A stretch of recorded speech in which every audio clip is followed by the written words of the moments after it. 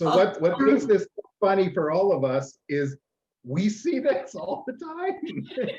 Absolutely. Absolutely.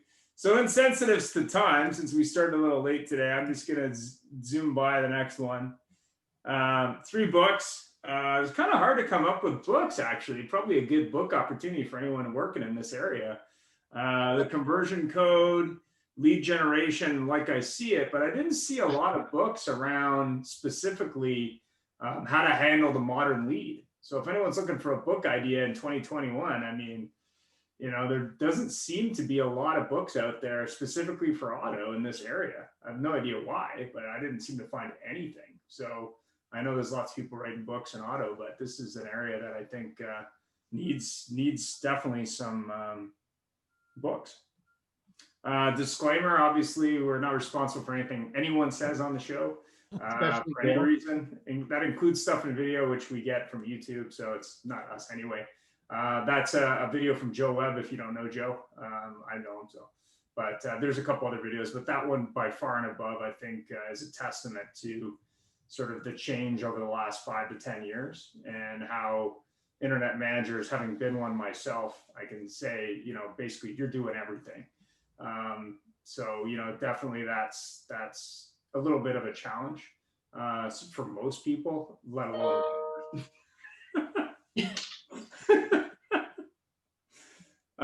So what the fuck happened to my leads is kind of the title of the show. I deal with, I guess, dealers all the time, as does everybody else.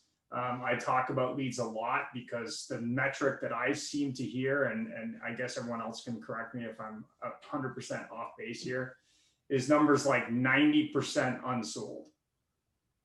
And that's a metric I hear both in prime and non-prime from dealers all over North America, where basically they're getting maybe 10%. That's kind of their bar. Sometimes it's a little higher than that, but really it's that 90% number that, glares big for me. And that's part of the reason why I thought Jeff and I should do the show. So go ahead, Jeff. Well, again, thanks everybody. Thanks for the patience while we had that technical difficulties. And I do have to say that I have a disclaimer that the words that come out of Ian's mouth don't necessarily reflect mine. But yeah, this is our show for WTF happened to my leads. Just very quickly, we had an end of year gratefulness show, which was just an open forum that was December 21st. And it was a terrific show. We had a lot of people join us and a great conversation. And definitely when you get a chance, please go on and take a look on our website, autohubshow.com. And our topic this week is the podcast. We're doing really well. We've got over 150 already, and we've only been doing podcasts for a short period. So this will be on audio format as well, which is already going very well. Yeah, very well. I actually had a fella reach out to me that I mentioned to the people that were on the other link earlier, that he actually listened to it on his way to work, which is, I'm really quite pleased about that. But without further ado, we're going to get started here. Our guests today are Candace Gallons from Snapcell, from that lovely vacation capital, Toronto, Ontario, Canada. Gail Rubenstein from Philly, home of Philly cheesesteaks and Facebook marketing, I guess. And Barry Jordan from White Glove Marketing in Calgary, the home of politicians who travel. And started out with a question for everybody, please. So in your opinion, what do you think the level of lead response quality is in the industry today? Ian mentioned 90% are left floating in the wind. What about you? And Gail, we'll start with you. Well, what we see, the industry average we see with lead handling and closing ratios is pretty much what Ian said. So 10%. I would say our top performing dealers across the country in the United States and Canada probably close 20 to 25% of their internet leads, but they're on it. They have, immediate response time within, 30 seconds of business hours. They have immediate response time outside of business hours. They have day 1, day 2, day 3, day 4, day 5. They have follow-up schedules that they follow to a T, and they never change them. So they do 100% of the process to 100% of the leads. Those are the dealers that we see closing at 20 to 25%. But I would agree with Ian, 90, like the average dealer, 90% of their leads go unsold. And then I don't even know if half of them even remarket to them. So No. yeah, I mean, You do know. there's a world of opportunity. So, part of what we do, we obviously generate leads from Facebook and Instagram for car dealers, but the main reason why people sign up with us is the glue, the sales process, right? Like, how do I close? What am I doing with the other 90%? Where did they go? Who's talking to them? How do we remarket back to them? How do we get them in the showroom? So yeah, I'm with Ian on that one. I spent a year studying this. I did cross shops all over North America for a year. And I used to do this for a job. So we were at 25% because of a process, but I thought things had changed. And what I've found is that no, vast majority of leads, sometimes you get an initial response, but usually after 3 to 5 days, they're not paying attention anymore. I mean, that's it, right? If that much. Yeah. It's strange because the buying cycle for a new vehicle, when they're in their research phase, it takes 3 to 4 months to sell a new car, whereas a used car, it's 30 days. So when you have a lead on a new car, if you give up after contact number 5, you'll never sell them a car because they're not there in the buying cycle yet. Exactly. So, yeah. Candace, how about yourself? I also see that as well. Not only is it the leads coming in, there's, given all the tools, the amount of leads that come in, we've got the leads coming in, but are they handled correctly? What kind of response are we actually, providing to that customer? Are we giving them, great information? Is it just a written email? Does it get out right away? I've seen that many times where shopping dealers as well, asking specifically, do you have a video on that vehicle? And they'll come back with a written response. So, not really engaging, what the customer is actually looking for as well, not responding to them in the manner in which they are wanting to be responded to. So there's a whole lot that can be improved upon, not only, in a timely manner to be able to get back to that lead right away, again, to follow up and convert that lead, but what we're giving back to them as far as communicating, for our dealership, I think is lacking and can use improvement for sure. Yeah, one of the most common things I've seen, and this is just my 10 cents, is I ask for something very specific and I get a very generic response. So it's like, I'm asking like 2 questions, maybe, whatever it is. And nobody answers those questions. Yeah. Which is kind of scary. Yeah. And, customers are at different phases of their buying cycle as well when they're connecting and that lead has come in. So before, the steps to the sale, we would be guiding, we would be, taking that customer through that process. Now we actually have to guide them for where they are in their buying process, because we already know they've already done their research online. They've narrowed down, the dealerships they're going to be working with, the vehicle that they want. We don't have to nurture them right from the very beginning like we used to. So we have to be able to adapt and respond to those leads for where they actually are as well. For sure. Thank you so much, Barry. How about I'm going to echo everything that's been said so far, but I think the only thing that I would say is the biggest opportunity is getting past that. Like, I think it was Gail that referenced the 5, 6, 7 day, as these leads age, there's still opportunity in there. I'd mentioned earlier when we were all together waiting for the technology to catch up that my family and I had taken up some cross-country skiing over the holidays, and we'd done this and we'd done that. So obviously we have done some online shopping for skis and boots and all the stuff that you're going to need. And it's interesting now that as we are fed the information that we've been asking for, we're not immediate customers. We're not going out tomorrow to buy. We might be a month out. We could be a year out, but at some point we're going to buy. So who's going to stick with us the longest? Feed us the information we want, give us relevant information so that when it comes time to buy, we just naturally buy there. And whether that's a 30-day cycle, a 10-day cycle, or a 6-month, 9-month cycle, it's out there for every industry and every environment.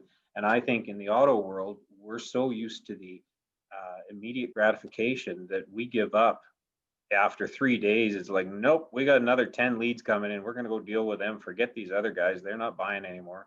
And we just excuse ourselves out of it. We put it to these commission salespeople that are supposed to be these killer salespeople that are really not. And to Gail's point, we don't have a process. We don't have it clearly defined. 100% don't get 100%. And I think we just dropped the ball way too early and let someone else swoop in and sell those other customers.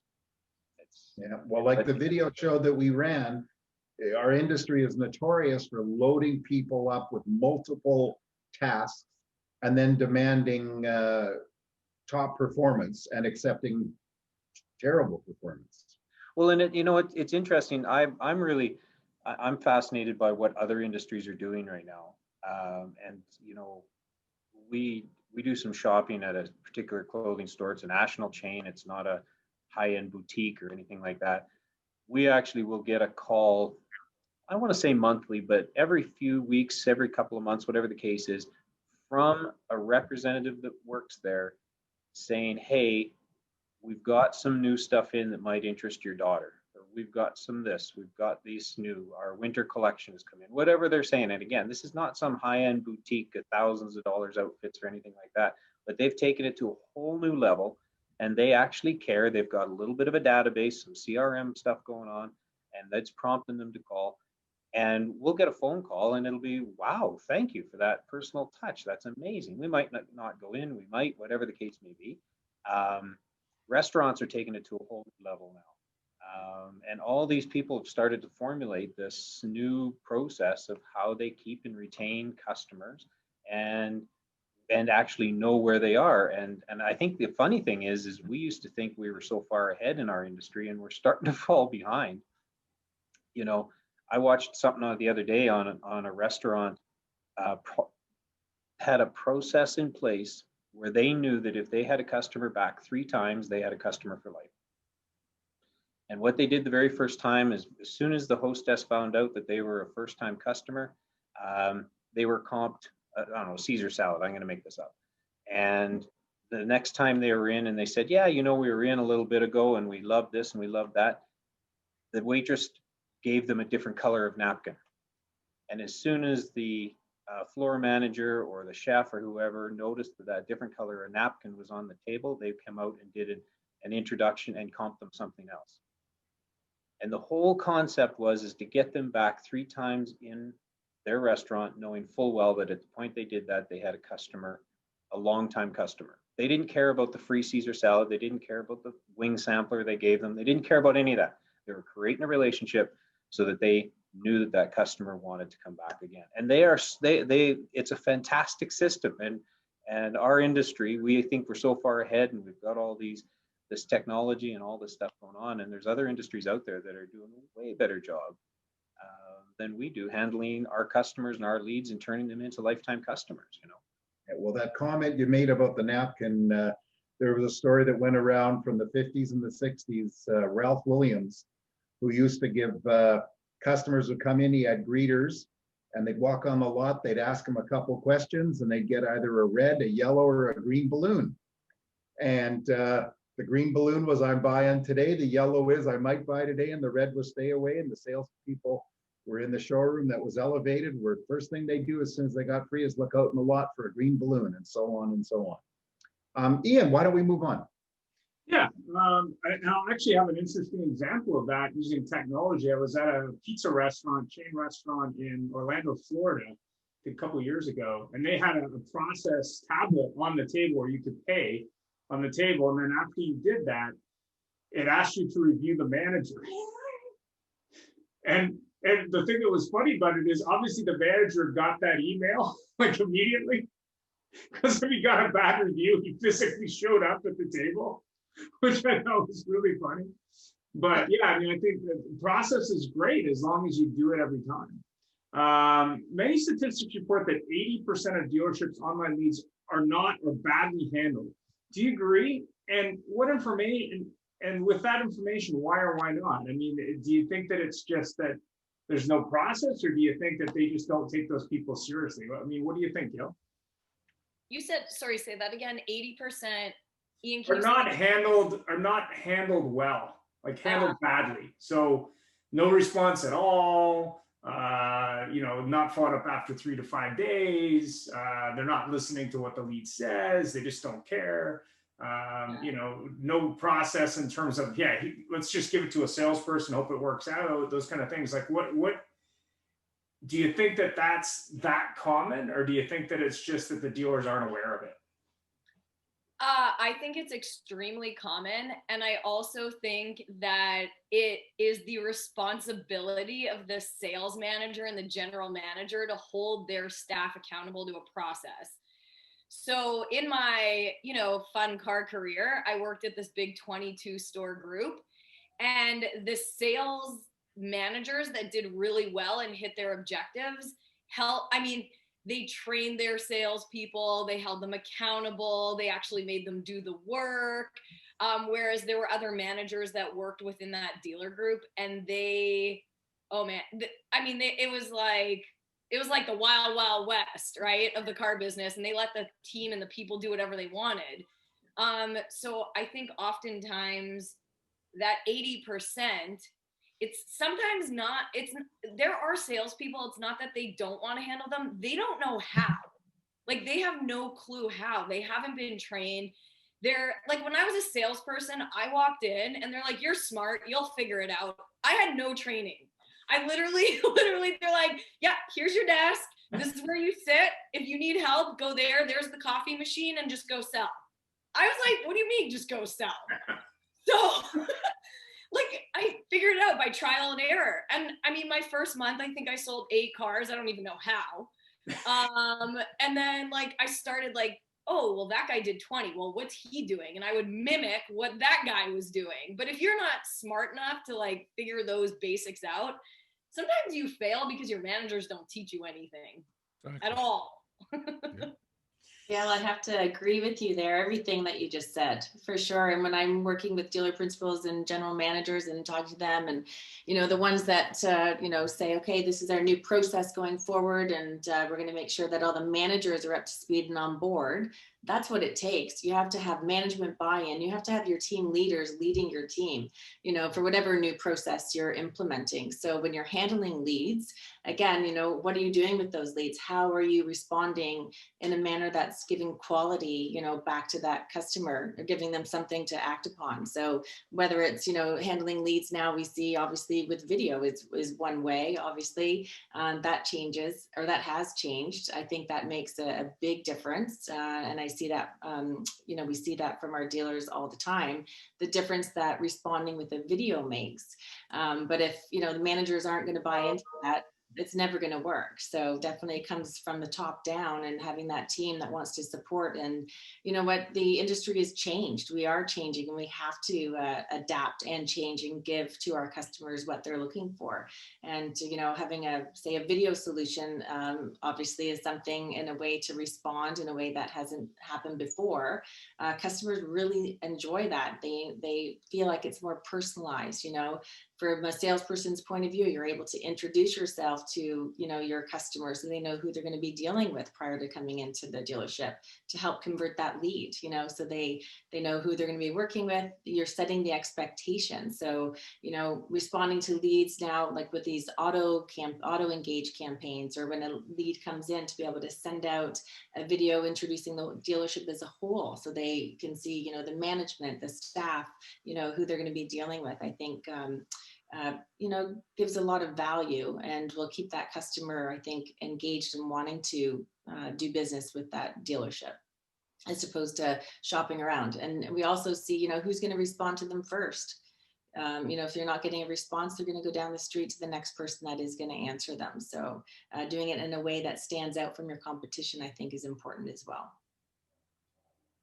And even, I was going to add in one other thing, even simple questions like in the sales process with the staff. I know this sounds really silly, but some salespeople don't even know what questions to ask. Like, Tell me about your trade-in. Tell me what made you contact us? Like, how did you hear about our dealership? Like, just basic level questions. They sometimes don't even know what they are because the managers don't give you a list, like a broken out list of like, ask these qualifying questions, whether you're on the phone or before they come in, or I go through that with my own sales staff right now. Like, we have word tracks and I'm like, guys, you have to ask these 10 questions or you can't close one of our customers. So I feel like there's little tools for the sales toolkit that just don't exist in that process that the sales staff actually need. And I think to your point, Gail, they're really just floundering around and asking like for the business too quick without the right information, and they're not being a solution. They're just being, I want to sell a car, I want to sell a car, I want to sell a car, whatever the case may be. And I think again, too many times we give up way too fast without digging just a little bit more. And I've referenced this before, and I did a little bit earlier, is, you know, if you just came from your chiropractor and you had the most amazing experience in the world and you walk into the car dealership and they don't care, your expectations are completely different based on your chiropractor experience, not your car buying experience. If you go to a spa, if you go to a restaurant, wherever you go to get customer service, that's your new expectation. And if this place isn't doing it, regardless of what they're selling, that's just a problem. You're going to leave. You're like, no, I expect better service than this from everybody. And so I'm just going to go now. And if you don't get it, then you come back begrudgingly. And the only way you're going to get a deal is if you cut the price down and you give stuff away. And then everybody's grumbling because they didn't make any money on you. And these internet leads suck and no one makes any money and blah, blah, blah, blah.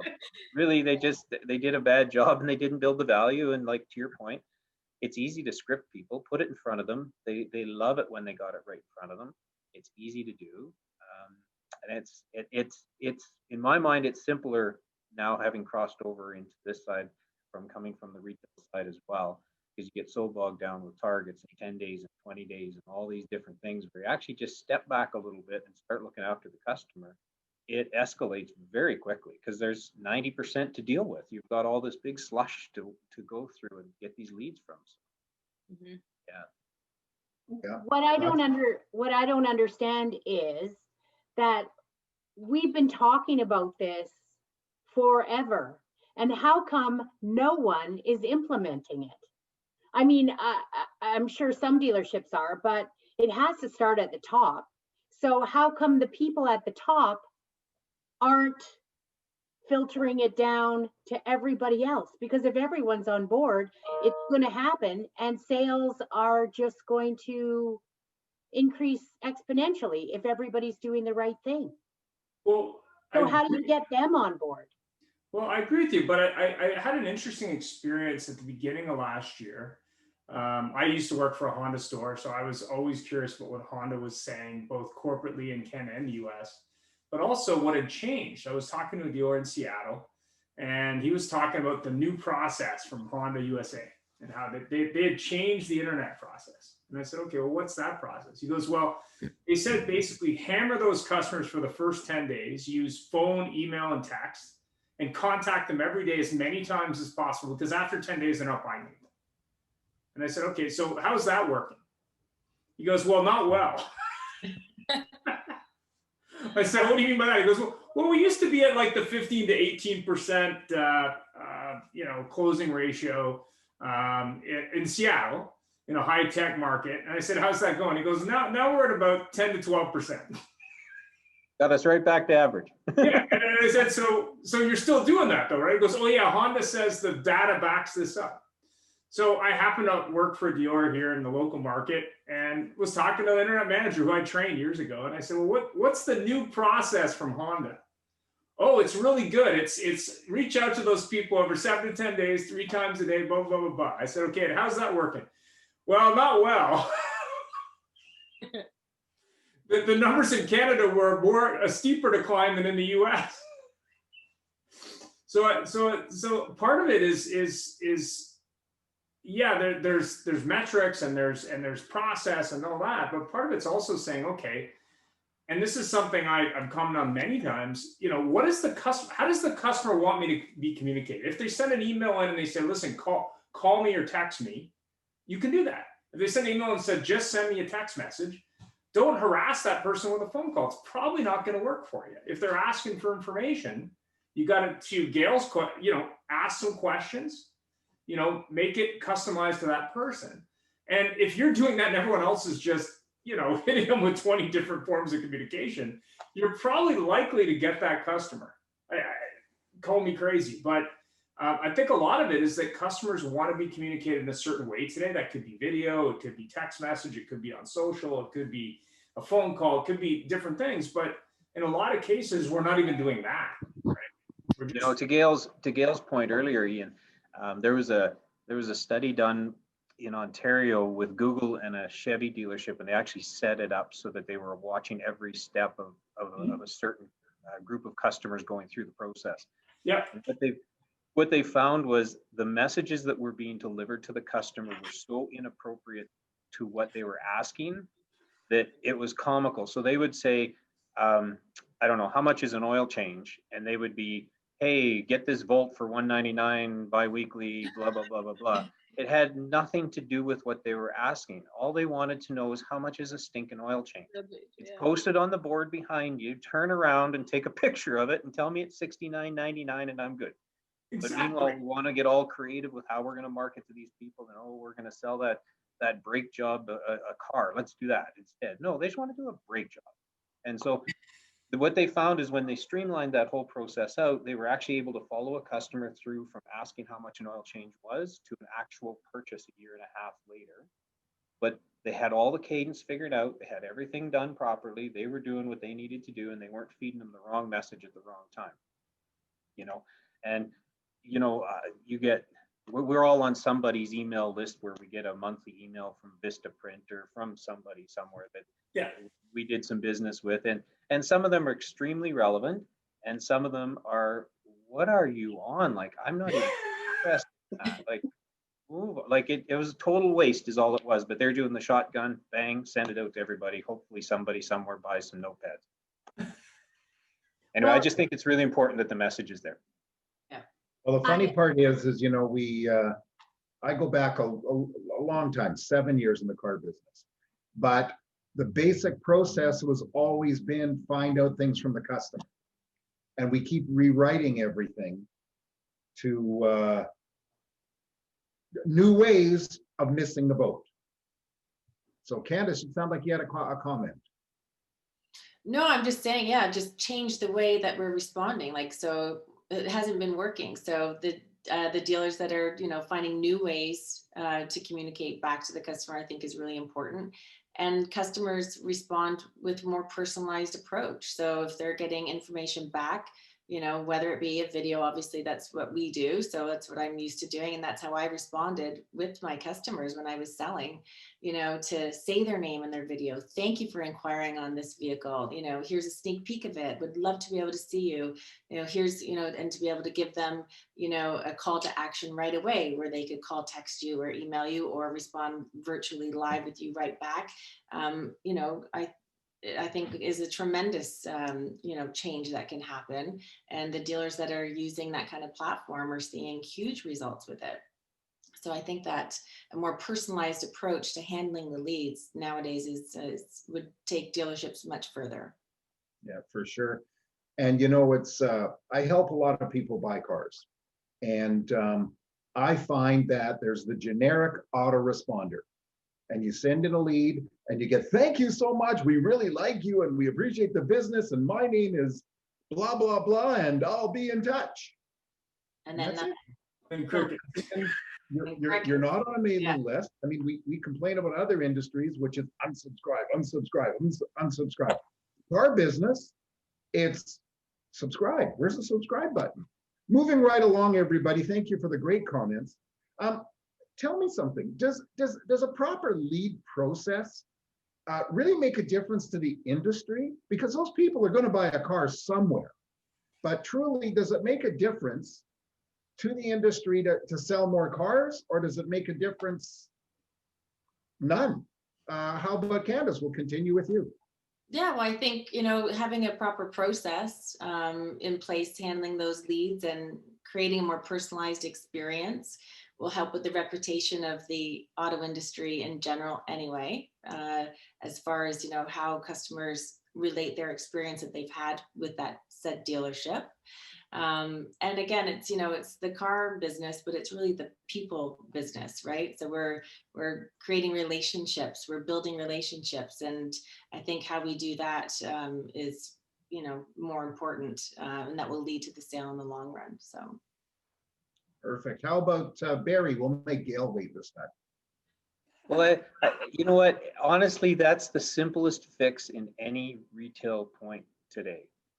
And we've joked on previous shows about the size of the tile that the manufacturer wants you to have and the color of the walls and what color the chairs should be.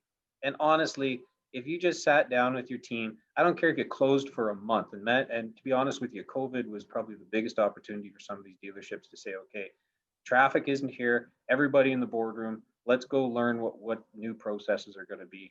And if they actually put them in place, and to Gail's 100%, and actually did what they say they do, and they do it all the time, it doesn't matter what color your chairs are. And, you know, the gentleman you had from Philadelphia with the Ford dealership, I forget his name, Rob. Rob. Yeah. Yeah, here he is in a small town with an amazing process, selling 300 cars a month.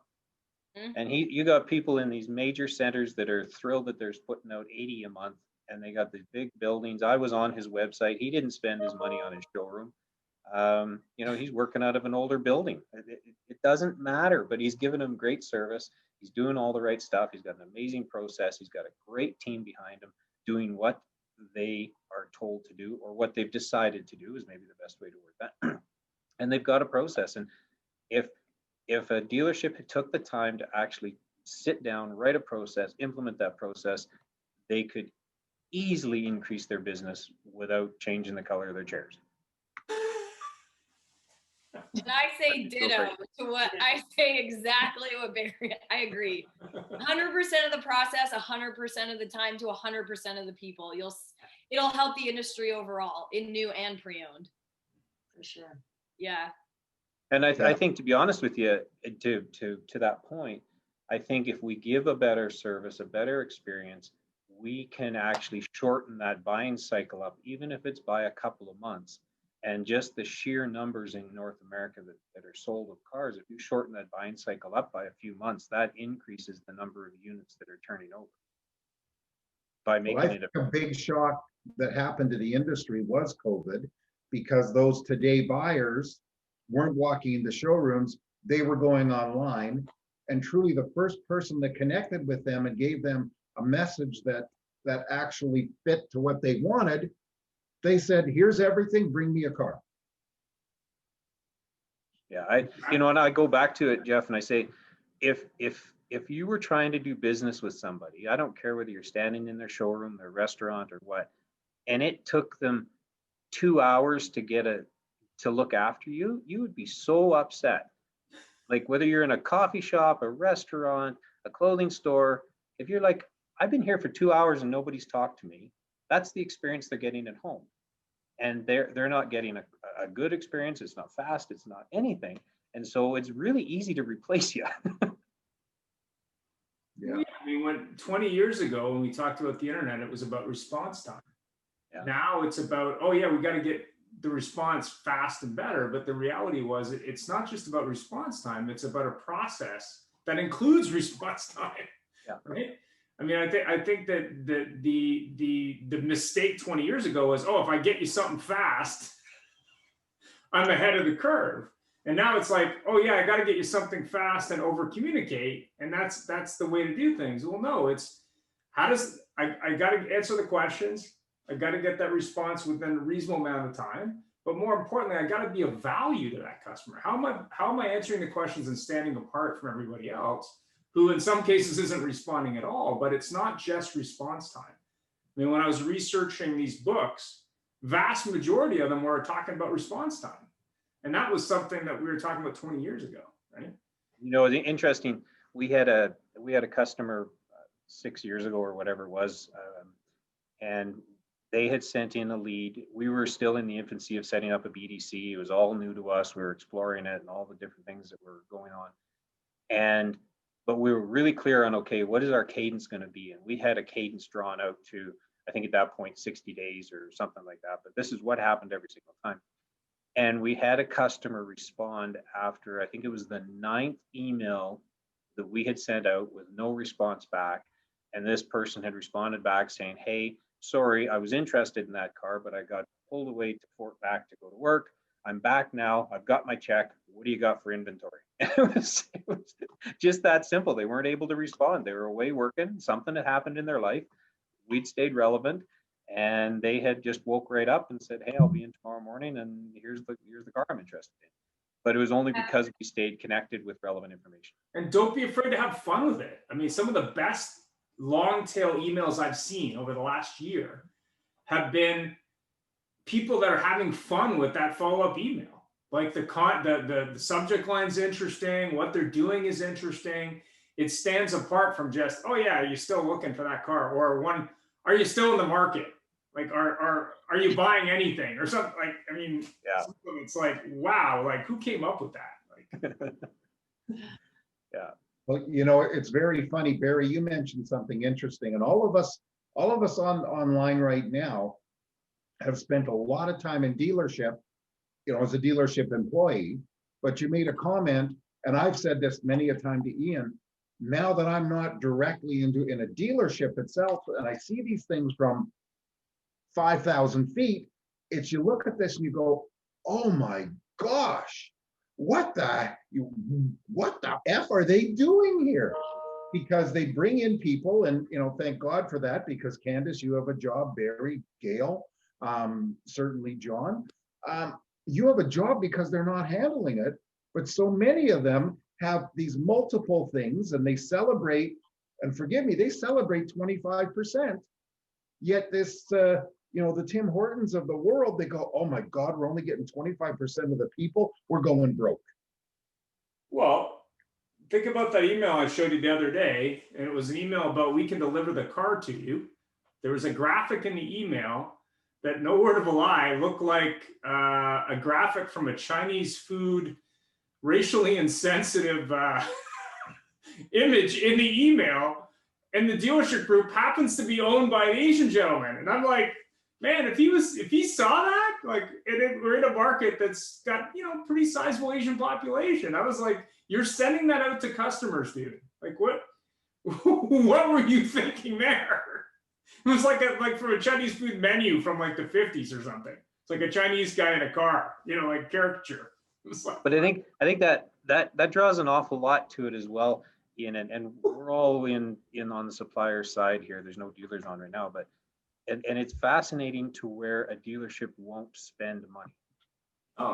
Where other industries do, they'll spend it on a marketing campaign, they'll bring in professionals, they'll put a plan together. Here's our 6-month plan, here's our 2-year plan, whatever it is, and they will have things put together properly, rather than the dealer, who really has no clue, pretending that they know everything about advertising and this is what works and these are the 10 words you have to have, or whatever the case may be. But they won't spend the money sometimes on the long-term planning part of it, and they won't, back to your video, they won't put the support group in place where they can actually say, okay, here's the 6 people that are going to handle this, here's the 2 people that are going to do this, here's the leader of that group. It's like, no, you keep doing it, you keep doing it, you keep doing it, right back. Because we were all laughing during that for a reason, because we've all done that.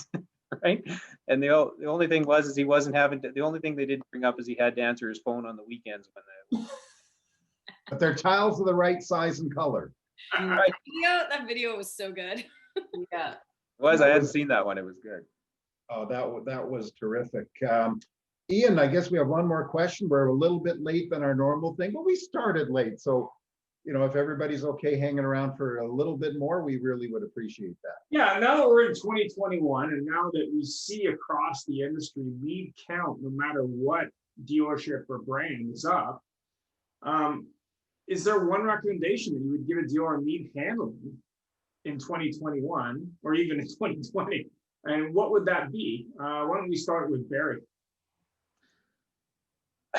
I think there's a lot of variables right now to answer your question. As it's an interesting time, to be honest, because there are so many variables coming at us where a small town dealership can look big, and you can have these big dealer groups that have had it really easy because they've owned every Honda store in an area, and they just are the Honda retailer, and customers don't always know they're part of a group and everything like that. So they've had it easy. I think it's an optimal time for somebody to disrupt. And I think a smaller dealer can make themselves look really efficient and look very professional only by changing a process, because the customer doesn't always care. And if they're prepared to drive 20 minutes there, they can drive 20 minutes there. And I think every dealership should sit down and honestly look at what their cadence is. And if they don't know what their cadence is, they're in trouble. Because most of them don't know what it is. It's like, give it to that guy in the corner, give it to that girl, she'll handle that, give it to that. But they don't know what's actually happening. They don't know what's being said. They don't know what words are being put in. They don't know what the scripts are. You know, Gail, you've got your people scripted, and I'm sure they don't have to say it word for word, but after about 6 months they do anyway, because that's just good for them, right? It works, and so they go there. But I think if you had a dealership that you don't know what your cadence is, you're just in trouble. And I don't care what you used to do 5 years ago, that's all about to change. And I think it's an interesting time for that. Gail? She's got a thought. Wait, say your question again. Sorry, I got a little lost there. If there was one recommendation you would give a dealer on lead handling this year, what would it be? Oh, I would tell them to sign up with Barry, Candace, and Gail. Cheers to that. Yeah, that's what I would say. I'd be like, you have 3 vendors here that can help you. And fix it. And fix your problem. Yeah. Yeah. No, that's literally what I would do. If I can just make a comment on that, Barry said it and you said it too, Gail. Dealers are notorious for knowing everything. And I remember back in the day how I told my ad rep how to do an ad in the paper.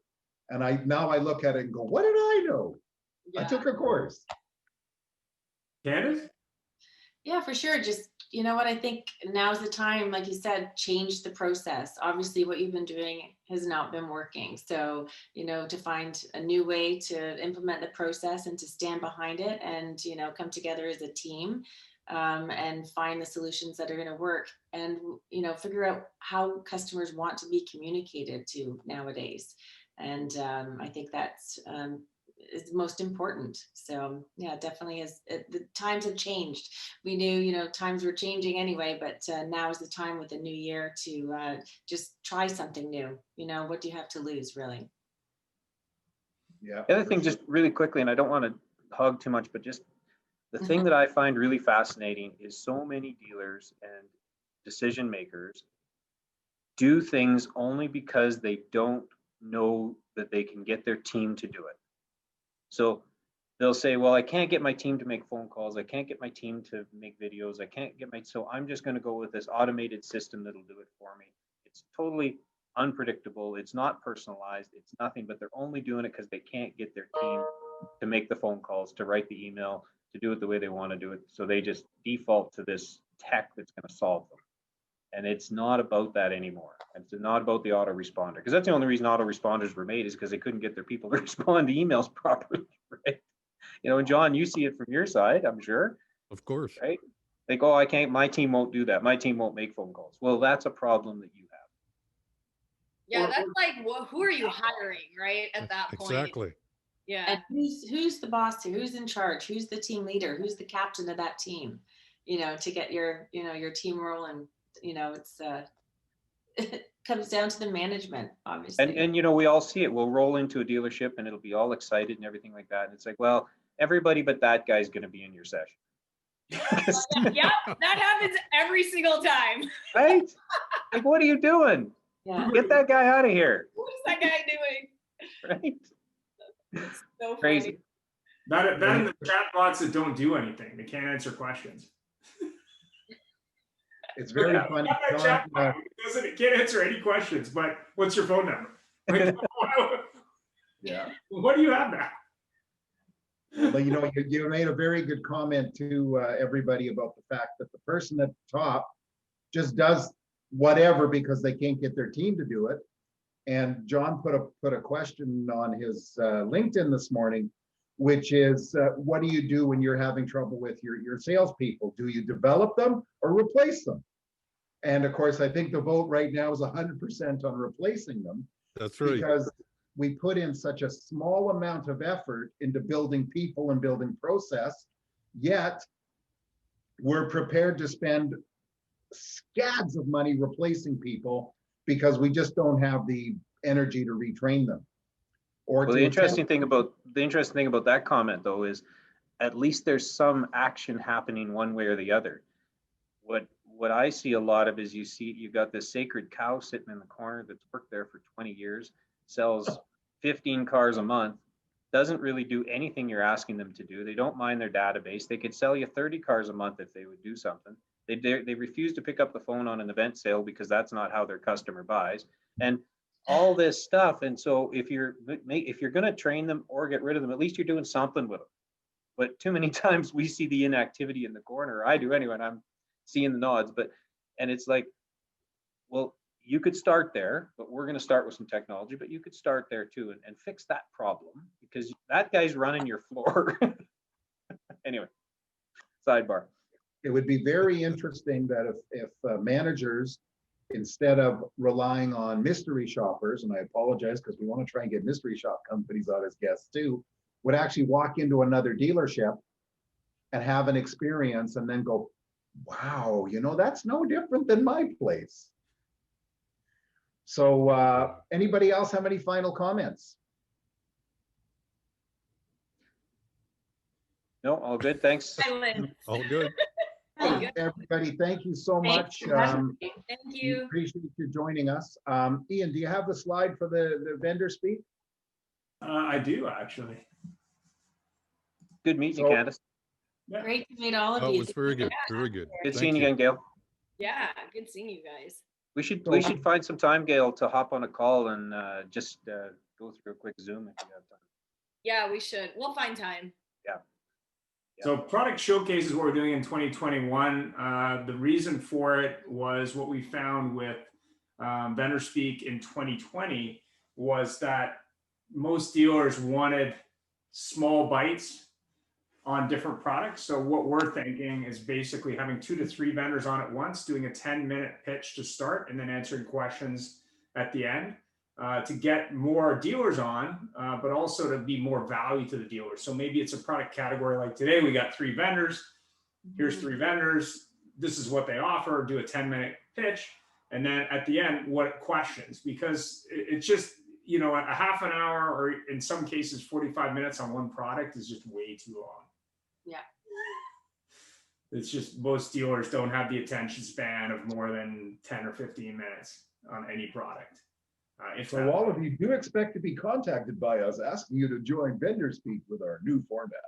And that's what we're moving towards for the new year. But we're also confident that I've had many dealers both on the show and afterwards, and even reach out to me and say, "Hey, I don't know what to do in this part of my business. I have no idea. I don't have time to see a demo every day for a month to figure it out. Can you help me?" Right. So and of course I get reached out by vendors all the time wanting to sell XYZ, but what that tells me is that, if you have a show on a specific topic where you have 3 or 4 vendors, you're going to have much more success selling to those dealers because they then have the information in small bites. Dealers aren't, huge bandwidth people generally. And it's tough on a show like this to come up with 45 minutes with limited feedback as well from a presenter's point of view. Yeah, I mean, long 45. We've had 20, 30 minutes vendor speak. We've had vendor speak that were as long as an hour. Jeff can probably speak a little bit more to the the thoughts from the field, but I would say that a 10-minute pitch is plenty for most dealers. Yeah. If they want more, if they have more information, they probably got a technical person or a manager who maybe has questions.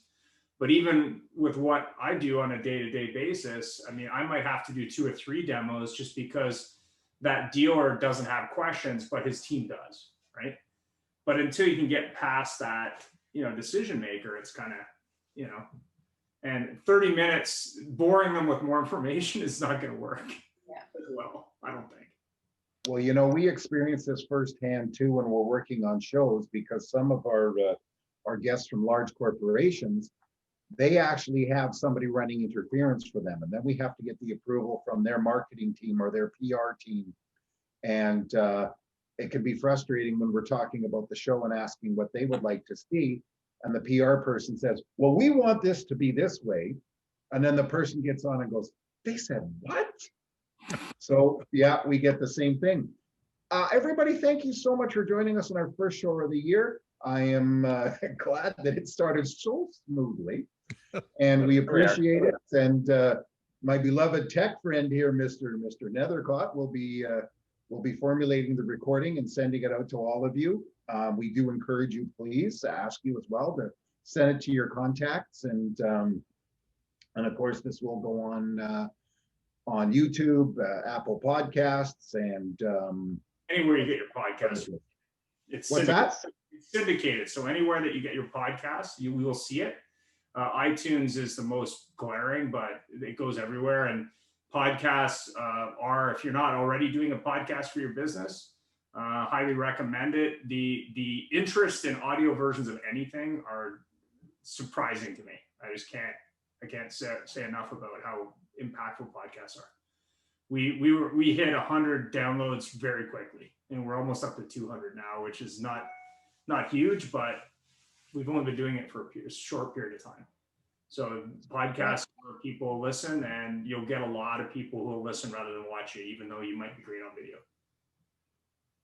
Like the amount of drive you. I mean, I have a buddy who has 500,000 downloads of a podcast. So yeah, podcasts. If you're doing a video show of any type and you're not doing a podcast version, you could be. If you have questions about how to do that, I mean, I can help you. It's pretty straightforward. And syndicating, it's not difficult. I think there was only one site that was, their user agreement was crazy, but other than that, it was very, very seamless. Perfect.